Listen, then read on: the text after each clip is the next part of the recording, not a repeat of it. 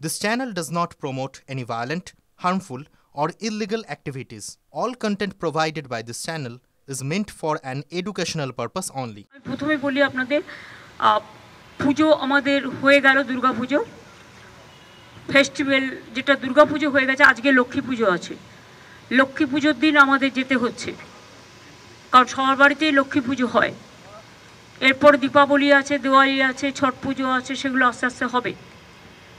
কিন্তু দুর্গা পুজোয় কোটি কোটি মানুষ এসছেন কলকাতায়, এবং পুলিশ পরিবার, অ্যাডমিনিস্ট্রেটিভ পরিবার, মিডিয়া, ক্লাবগুলো, পুজো কমিটিগুলো তারা ভীষণ ভালো রোল প্লে করেছে এবং খুব শান্তিপূর্ণভাবে সমস্তটাই সম্পন্ন করেছে। আমি তাদের থ্যাঙ্কস দিচ্ছি, আমার স্যালুট জানাচ্ছি। এরপর আমি নর্থ বেঙ্গল বলছি। নর্থ বেঙ্গল পরশুদিন রাত্রির থেকেই সিএস, আমি, ডিজি, পুলিশ আমরা মনিটরিং করেছি কন্টিনিউয়াস। কলকাতায় একদিন যে 6 ঘন্টা জল জমেছিল আপনারা জানেন, 300 মিলিমিটারের ওপর বৃষ্টি হয়েছিল। নর্থ বেঙ্গলেও খুব আনফর্চুনেটলি পরশুদিন রাত্রে যে বৃষ্টিটা হয় সেটা 300 মিলিমিটার বেগে হয়েছিল এবং 12 ঘন্টা কন্টিনিউয়াস। তারপরে ভুটানের জল সংকোচ থেকে আসে, সিকিমের জল এসে পুরো ফ্লাডেড করে দিয়েছে। আজকেও আমি গঙ্গার সামনে থেকে আস্তে আস্তে দেখছিলাম গঙ্গা পুরো ভর্তি হয়ে গেছে। কাল পরশু হাই টাইড আছে। কথা হচ্ছে আমি কতটা রাজ্যের আমরা জল সামলাবো।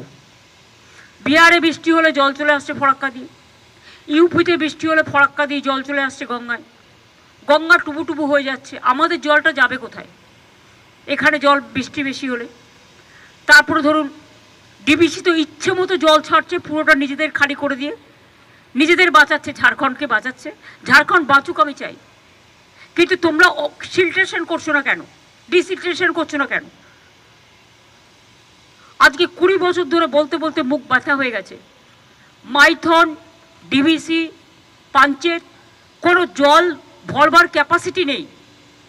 তাহলে রাখার দরকার কি? ড্যাম না থাকলে ভালো হতো, তাহলে জলটা ন্যাচারাল কোর্সে আসতো, ন্যাচারাল কোর্সে বেরিয়ে যেত, সবাই সমানভাবে ভাগাভাগি করতে পারত।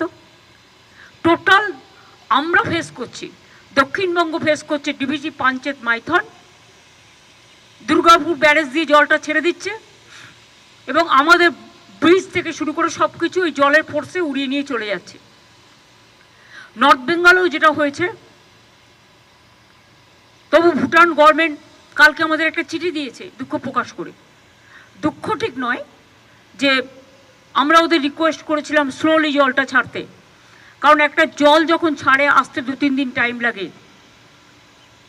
এমনিতেই যা ছেড়েছিল তাতে নাগরাকাটা পুরো উড়ে গেছে, ওদিকে ধূপগুড়ি, ওদিকে জলপাইগুড়ি, আরও অনেকগুলো জায়গা, আলিপুরদুয়ারের কিছু জায়গা, মাটিগাড়া, দার্জিলিং, মিরিক, সবচেয়ে বেশি ক্ষতিগ্রস্ত হচ্ছে নাগরাকাটার মিরিক, জোরবাংলো, ওদিকে কালিম্পং ডিসকানেক্টেড হয়ে আছে।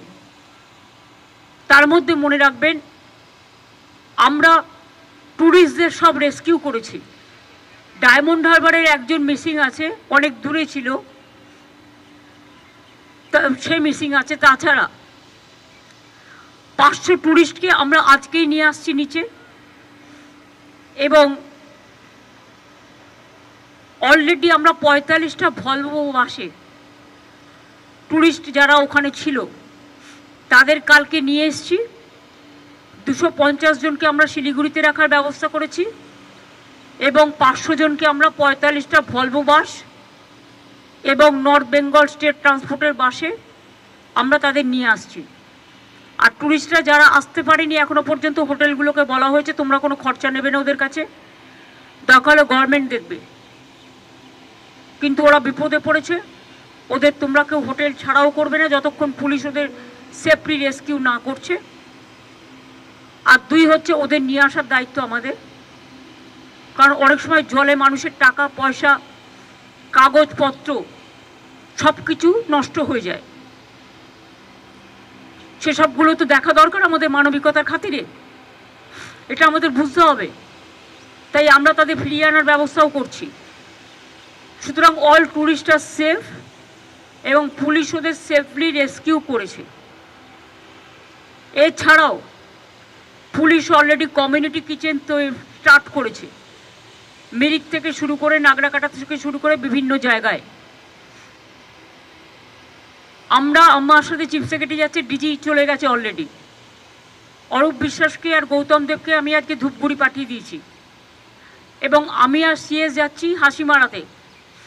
হাসিমারা থেকে আমরা যাব নাগরাকাটায়, যতদূর পর্যন্ত যাওয়া যায় ততদূর পর্যন্ত যাব, গিয়ে চেষ্টা করব আমরা, কিন্তু হয়তো অতদূর যাওয়া যাবে না, কারণ রাস্তা টাস্তা সব ডুবে আছে। এমনকি বিডিও অফিস এমন জল ছেড়েছে, বিডিও অফিস, পুলিশ স্টেশন সবটাই জলের তলায় চলে গেছে। মানুষ আসবে কী করে? তা সত্ত্বেও আমরা চেষ্টা করব চা বাগান পর্যন্ত নাগরাকাটায় যাওয়ার, যেখান পর্যন্ত যাওয়া যায় সেখানে গিয়ে যদি পরিবারগুলো কেউ থাকে তাদের মিট করার চেষ্টা করব। আর আগামীকাল তারপরে আমরা হাসিমারা থেকে আর বাগডোগরা ফিরে আসবো রাতেই, এবং আগামীকাল আমরা মিরিকে যতদূর যাওয়া যায় যে পর্যন্ত সেই পর্যন্ত যাব। আমরা আগেও আপনারা জানেন যে কলকাতার বৃষ্টিতে যারা মারা গিয়েছিল আমরা একটা কম্পেনসেশন ডিক্লেয়ার করেছি, কিন্তু পাহাড় একটু আলাদা, পাহাড় একটু কস্টলি। তাই পাহাড়ে বিশেষ করে কালকে যারা বন্যায় মারা গেছে, মানে ম্যানমেড বন্যায়, পরিকল্পিত বন্যায়, জল ছাড়ার জন্য, এবং অতি দুর্যোগ, অতি বৃষ্টি সারা ভারতবর্ষের প্রতিটি জায়গাতেই হচ্ছে, উত্তরাখণ্ড থেকে শুরু করে, বিহার থেকে শুরু করে, ইউপি থেকে শুরু করে। আর বাংলা তো নৌকার মতো, সব জলটা বাংলার মধ্যে এসে জড়ো হয় জিওগ্রাফিক্যালি। যদি ফরাক্কাটা ড্রেজিং করতো, যদি কলকাতা পোর্ট ড্রেজিং করতো, যদি হলদিয়া ড্রেজিং করতো, যদি ডিভিসি, পাঞ্চেত, মাইথন তারা ভালো করে যদি পলিগুলোকে সরিয়ে দিত, তাহলে কিন্তু এই জিনিসটা হতো না। অনেকটা জল ধারণ করবার ক্ষমতা তাদের থাকতো। তা সত্ত্বেও আপনাদের মনে রাখতে হবে, আমরা 5.5 লক্ষ পুকুর কেটেছি নতুন করে, 500 চেক ড্যাম করেছি, তাতেও কিন্তু অনেকটা জল আমরা সংরক্ষণ করতে পারছি। কিন্তু গঙ্গা সংস্করণ হয় না। গঙ্গা সংস্করণ নামে অত নমামি গঙ্গা, কত মুখে মুখে বাত, বড় বড় বাত, দিলকা বাত, ভাষণ চলেছে, কিন্তু কাজের কাজ কিছু হয়নি। যে টাকা ভোটের টাকায় ঘুষ দেয় বিজেপি দল, গভর্নমেন্ট অফ ইন্ডিয়া, যে টাকায় ওরা ইলেকশন কমিশনকে পলিটিক্যালি কাজে লাগিয়ে, এজেন্সিকে কাজে লাগিয়ে ইলেকশনের আগে ঘুষ দেয়, সারা বছর কিন্তু দেয় না এই টাকাটা। আমাদের উন্নয়নের টাকাটাও গ্রামীণ রাস্তা থেকে শুরু করে, 100 দিনের কাজ থেকে শুরু করে, বন্যার টাকা থেকে শুরু করে, রাস্তাঘাটের টাকা থেকে শুরু করে, বাড়ি নির্মাণের টাকা থেকে শুরু করে সব বন্ধ, সর্বশিক্ষা অভিযানের টাকা থেকে সব বন্ধ। এর মধ্যে জিএসটি আপনারা জানেন, যদিও এটা আমরা চেয়েছি মানুষের জন্য, কিন্তু 20,000 কোটি টাকার জন্য জিএসটির আমাদের রেভিনিউ লস হয়েছে। এমনিতেই 1,85,000 কোটি টাকার মতো আমরা পাই সেন্ট্রাল থেকে, আমাদের দেয়নি। তাছাড়াও আরও 20,000 যুক্ত করুন, এই টাকাগুলো আমরা কোথা থেকে জোগাড় করব? তাও মামাটি মানুষের সংসার কোনো রকমভাবে আমরা চালাচ্ছি, মানুষের আশীর্বাদে, সহযোগিতায়, দোয়ায়, জোহারে, সকলের প্রার্থনায়, এবং মানবিকতার স্বার্থে কখনো আমাদের কোনো কিছুর অসুবিধা হবে না। সন্দেশখালিতে আপনারা দেখেছিলেন কতগুলো ঘরবাড়ি ভেঙে গেছিল একটা লোকাল ঝড়ে, পরের দিনই তৈরি করে দিয়েছে, এবং সেখানে পুলিশকে আমি থ্যাঙ্কস দিচ্ছি যে ওরা কাজটা ইনিশিয়েটিভ নিয়ে করেছে অ্যাডমিনিস্ট্রেশনের সাথে। আমি এই পরিবারগুলোর জন্য, যারা মারা গিয়েছেন 23 জন, 18 জন দার্জিলিং, মিরিক, কালিম্পং, মিরিকে সবচেয়ে বেশি ক্ষতি হয়েছে, এবং নাগরাকাটায় 5 জন মারা গেছেন। এই 23 জনের রিপোর্ট আমাদের কাছে এখনো পর্যন্ত আছে।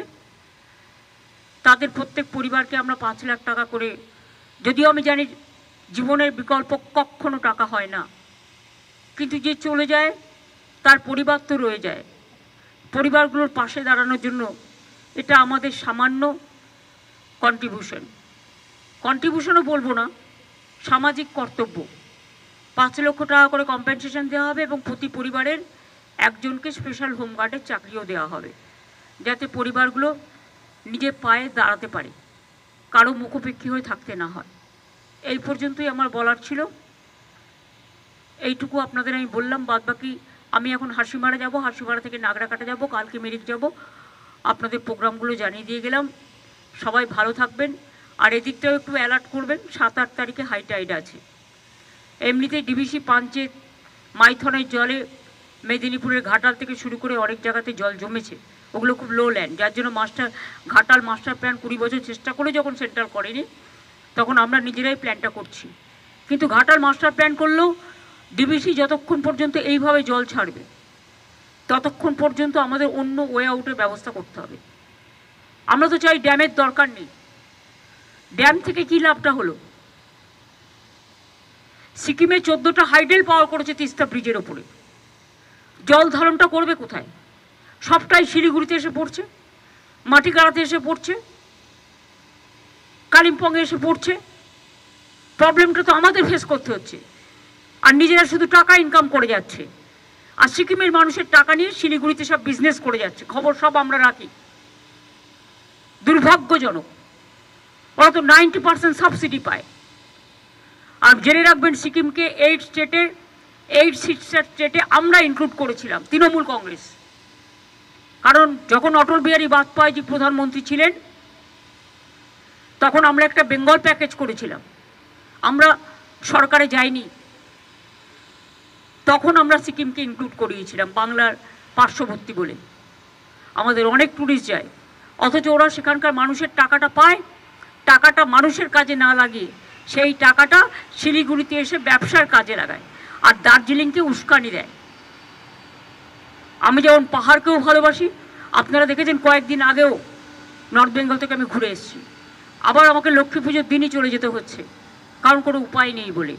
মানুষ যখন বিপদে পড়ে তখন আমাদের কাছে উৎসব বড় কথা নয়, উৎসব মানুষের মানবিকতাই হচ্ছে সবচেয়ে বড় উৎসব। তাই এইটুকু বললাম। আমি এবার যাই, যত দেরি হবে তত আমাদের প্লেন লেট হবে।